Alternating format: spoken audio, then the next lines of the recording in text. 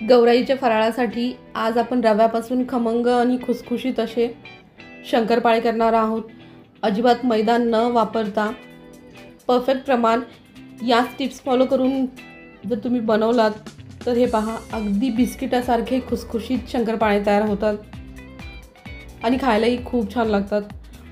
एक वाटी मी रवा घेतला आहे, हे 150 ग्रॅम रवा आहे आणि अर्धी वाटी दूध घेतलं आहे। ह्याला साखर आपण कमीच टाकतो शंकरपाळ्याला, म्हणून अर्धी वाटी साखर टाकले आहे। याच प्रमाणात टाका। जर तुम्हाला जास्त शंकरपाळे करायचे असतील तर तुम्ही 2 वाटी रवा, 1 वाटी दूध, 1 वाटी साखर असं प्रमाण घेऊ शकता आणि पाव वाटी मी तूप घेतलं आहे।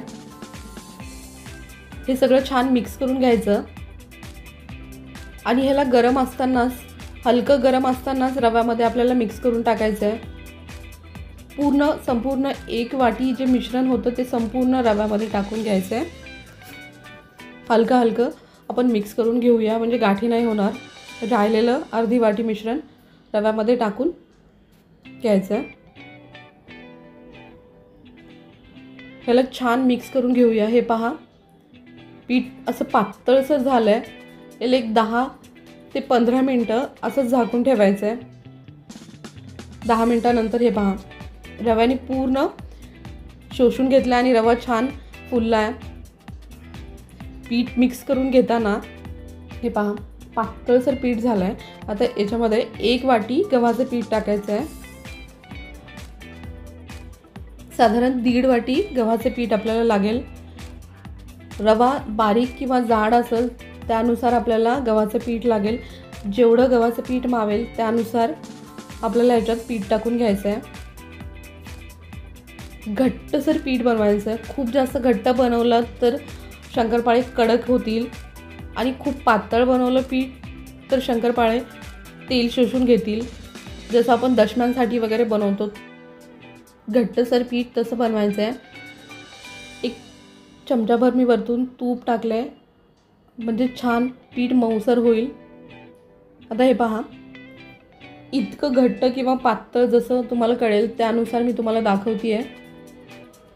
इतकं घट्ट पीठ बनवायचं आहे आपल्याला, म्हणजे शंकरपाळे अगदी परफेक्ट होतात।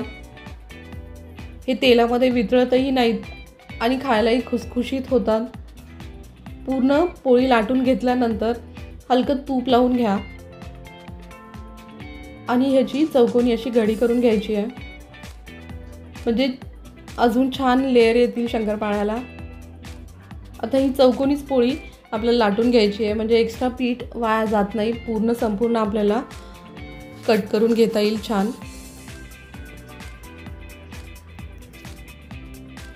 हे पहा,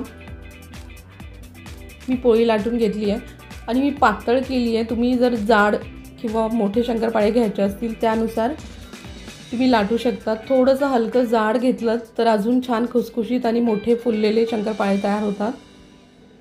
मी थोडीशी पातळ मीडियम साईजची पोळी केली आहे। आता याला छान कट करून घ्यायचं आहे। हे तुम्हाला दाखवते आहे किती पातळ झाले शंकरपाळे आणि फुलल्यानंतर बघा दुप्पट ते चौपट वाढतात। तेल खूप जास्त गरम नका करू, अगदी मीडियम गॅसवरतीच आपल्याला ह्याला तळून घ्यायचे। जर हळूहळू तळत गेलात तर तितके जास्त लेयर येतात छान आणि मधून छान क्रिस्पी होतात।